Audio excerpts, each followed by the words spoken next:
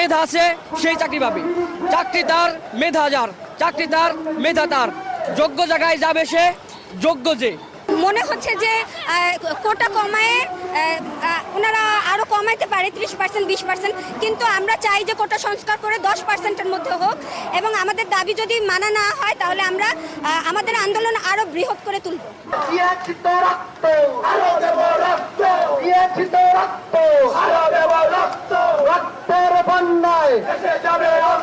সরকার আসলে আমরা সরকারের প্রতি হতাশ। সবচেয়ে বড় কথা, আমরা মুক্তিযুদ্ধ করেছি, আমাদের পূর্বপুরুষরা মুক্তিযুদ্ধ করেছে সাম্যের পক্ষে, অন্যায়ের পক্ষে এবং বৈষম্যের বিরুদ্ধে।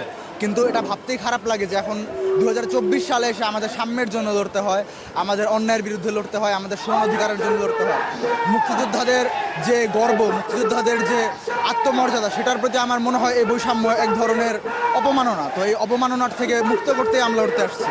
তো আজকে আপনি খবর জানেন নিশ্চয়ই যে আপনার যে আজকের যে নিউজটা করা হয়েছে, যে আজকে হয়তো বহাল রাখতেছে।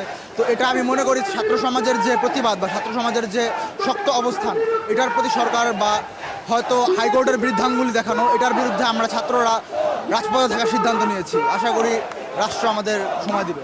আমাদের দফা এক, দাবি এক, কোটা নট কাম ব্যাক। আমাদের মূল বিষয় যেটা, সেটা হলো কৃষকের ছেলে কি সারা জীবন কৃষকই থাকবে কিনা, জেলের ছেলে সারা জীবন জেলেই থাকবে কিনা। আমাদের কথা, যার মেধা আছে সেই চাকরি পাবে। চাকরি তার, মেধা যার, চাকরি তার, মেধা তার, যোগ্য জায়গায় যাবে সে, যোগ্য যে। এটাই আমাদের দাবি। আমরা এই স্বাধীনতার সেই 54 বছর পরেও আমাদের কাছে এই বৈষম্য, যে বৈষম্যের বিরুদ্ধে 1971 সালে আমাদের দেশের সূর্য সন্তানেরা যুদ্ধ করেছিল, সেই বৈষম্য আমরা কোনোভাবে মেনে নিতে পারি না। হাইকোর্টের রায় চেঞ্জ হতে বাধ্য, কারণ ছাত্র সমাজ হয়তো সারা বাংলাদেশ ছাত্র সমাজ এটার বিপক্ষে গেছে, কারণ এটা সকলের জন্য একটা বৈষম্যমূলক একটা রায় হয়েছে। তো এটা অবশ্যই সারা বাংলাদেশ অচল করে দেওয়া হবে যদি এটা না মানা হয় আমাদের দাবি। এটা রায় আমাদের পক্ষে আসতে বাধ্য করা হবে আলটিমেটলি।